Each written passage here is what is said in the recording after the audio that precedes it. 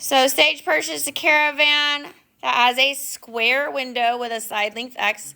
The window has an area of 144 inches squared. Write an expression to represent the side length. Okay, so this is like what you did in 8th grade.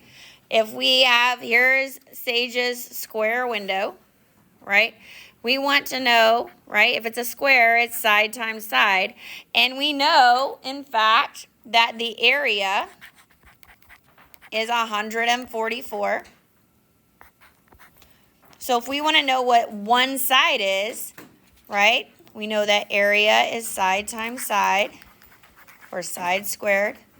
How do we undo a squared? You put it in the calculator. You take the square root, right? What's the square root of 144?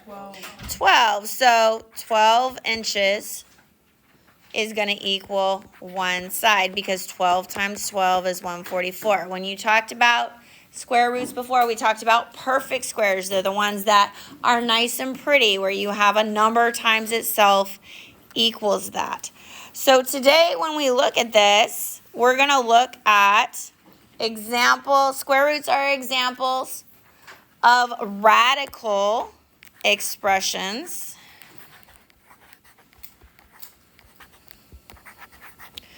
And they're often used when solving quadratics. All right, we are going to get to quadratics probably around spring break time.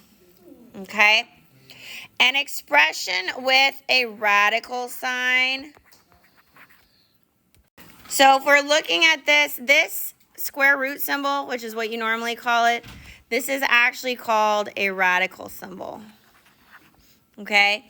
Normally, it's a square root. Right? The n, this is what we call our root index. And we'll talk about there are other root indices besides 2. Okay? If it is just the square, just a radical symbol, we're assuming that it's a square root. So it's a little 2. We don't write that one.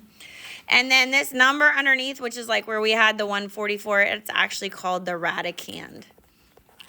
What I need you to realize is when I say radical, I am talking about this symbol right here, okay? If no root index is shown, like this one, right, radical 49, it is assumed to be a 2 or a square root. So this is one of the only times that our invisible number is not a 1, okay? So when we talk about radicals, if there's an invisible number, it's a 2. That's what you've been taught since, 8th grade, 7th grade. When simplifying a square root, list the principal or we're going to focus on positives. Positive square roots. There are things as negative square roots. We'll get into that a little later on. Okay, so we're just, whatever our answer is, we're just writing it as a positive. To simplify radical expressions, we can use the product property of square roots shown below. So really, when you did this in Desmos, you had if you look over it, we'll do this one on the right first. We had a square root of 100, which we know is 10. But we can, if you look down here, they rewrote it as 25 times 4, and then they broke it into 2 individual square roots, which is what they're saying here. And then square root of 25 is 5. And the square root of 4 is 2, which is how they got the 10. So they talked about yesterday making sure you're using perfect squares. I'm going to show you a second method today. It does not have to be a perfect square because some of us struggled on that. A square root or a radical expression is simplified when the radicand, okay, that's the number underneath the radical, or the number inside the radical, it has no perfect square, all right? There are a lot of perfect squares, but there are way more imperfect squares, so we're going to focus on that. So, square root of 15 is in its simplest form. There are no other factors that make 15 that are perfect squares. Square root of 12 is not, because one of the factors, which is 4, is a perfect square. So, we're going to come over here on the side, and we're going to talk about how you can figure this out. Okay, so when we look at 15, Think about factor trees that you did in elementary school. Tell me the numbers that multiply to make 15. 5 times 3. Okay. None of those are perfect squares. True? Which is why they're saying that none of the factors are perfect squares. Tell me what makes 12. 3 times 4. 3 times 4 is 4 a perfect square? Yes. Yes, so we can technically simplify that down some more. And that's what we're going to focus on today. So we will look at the perfect square method because some people might like that. But I'll show you another way that's 100% of the time works. If we fill in this table, right, 2 squared is 4, right? This is just when we square something, we're multiplying it by itself.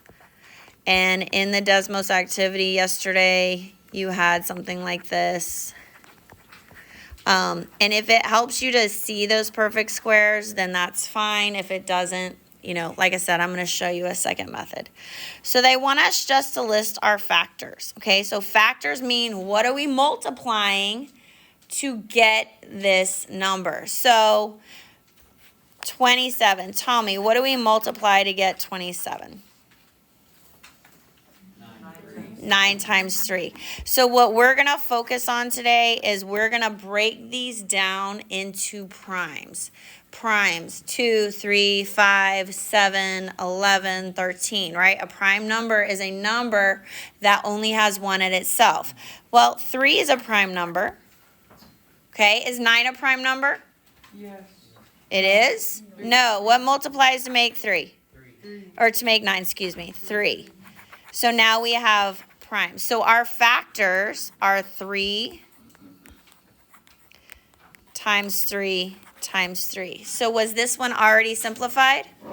No, it wasn't. Okay, we had a lot of factors there. 38, do we know what multiplies to be 38? Remember, you're looking at factors like 2. You're really just simplifying it by 2, by 3. Look at 2, 3, 5, 7. These are all our prime numbers. Does 2 go into 38? How many? 16. Really? 14. Use your calculator. 19. Thank you.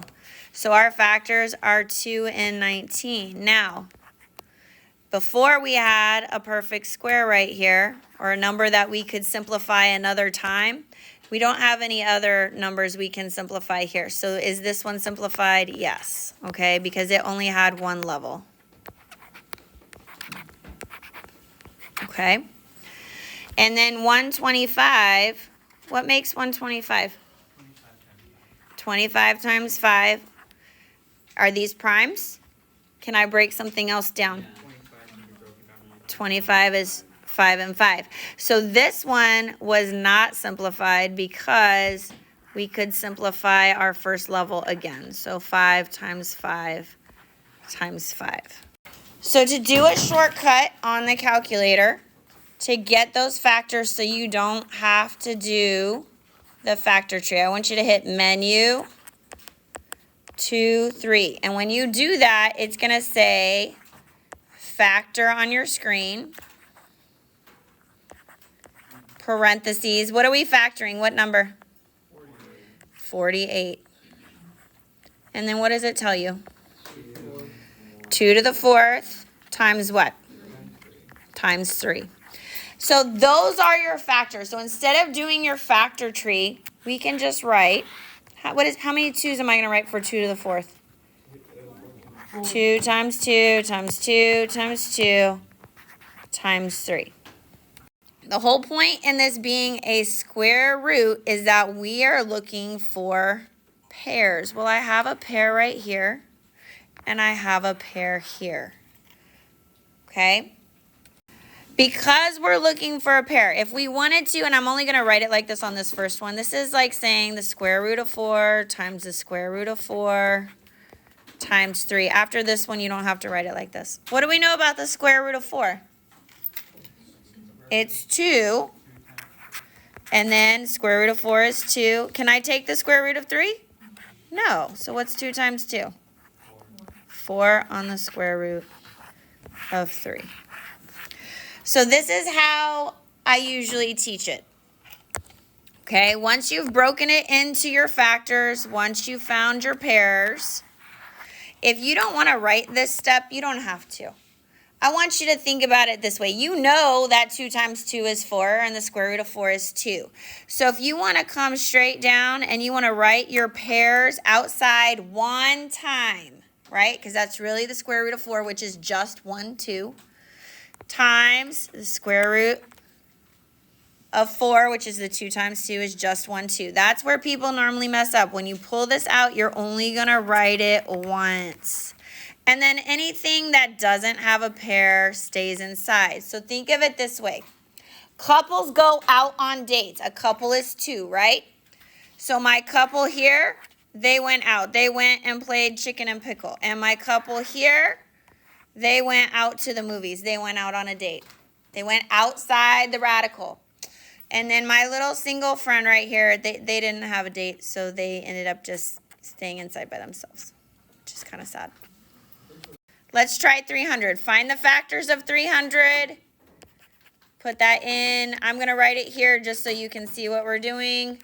If you want to use your calculator and jump straight to here, what do we get? 2 times 5 times 2 times 3 times 5. What did it tell you? 2.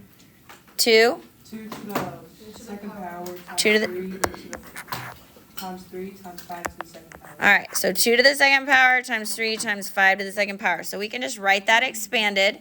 Now we're looking for our pairs. Well, we have 2 sets of pairs. We have 2 couples, double date. So when I take my 2 and I put it outside, how many times am I writing it? Just once, because really that's saying the square root of 4. What about my 5? How many times am I going to write that? Once, and we are only ever multiplying. My 3 is single, sad face. They get to stay inside. And now we just simplify. What's 2 times 5? 10 square root of 3. And we're done. And you can check this. You absolutely can put square root of 30 in your calculator. You can put 10 square root of 3 in your calculator and see if those decimals match. So if you have a number in front, we're not going to worry about it. We're just going to write it in the front. Okay, we're still going to factor 45, which should be 3 squared times 5. When you put that in your calculator, I'm leaving this 2 in the front. I have a pair of 3s. Where does it go? In or out? Out. How many times? Once. My 5 is single. It's going to stay inside. Now we simplify. 2 times 3 is 6 square root of 5. We are finished. Audrey and Joe, they believe their expressions are already simplified. Circle the name of the student who is correct. And fix the one that is incorrect. Okay, so how are we going to do this? Well, we're not going to worry about this 3 and this 4. Go ahead and use your factor 153. See if we have any pairs. Because if we want to know if it's simplified, we should not get any pairs. Okay, what is 153? 3 times 3 times 17. So is this one simplified? No, because we would leave that 3 in the front. We would bring these 3's out. And square root of 17. So what is Joe's actual simplified expression? 9 square root of 19. We are only ever multiplying, okay? What about... Where'd you get 19 from? Sorry, 17. Not sure where I got 19. When we factor 139, what do we get? We get 1 times, it's just 139 because 139 is prime. So if this is prime, it cannot be simplified anymore. Okay? We often see this when we're talking about area. Right? Area, and they want to know the side length, right? So if the area is 40 square inches, and we need to know the side lengths, then all we're doing, we're taking the square root of 40. So when you factor the square root of 40, I believe it is 2 to the third times 5 It is 2 to the 5. times 5. So then we take out our 2 on the square root of what's left inside? 10. So we simplified square root of 72 to 3 square root of 8. That is not correct. Why is this not correct is the question. If we did 72, which is 9 times 8, which he broke into 9 times 8, and the square root of 9 is 3, why is this not right? What do we know about the square root of 8? Is 8 prime? No. What is 8? What makes 8? 2 times 4. 2 times 4. Oh, so this is the square root of 2 and the square root of 4. Well, what's the square root of 4? 2. So we have 3 times 2 on the square root of 2. So really this needed to be 6 square root of 2.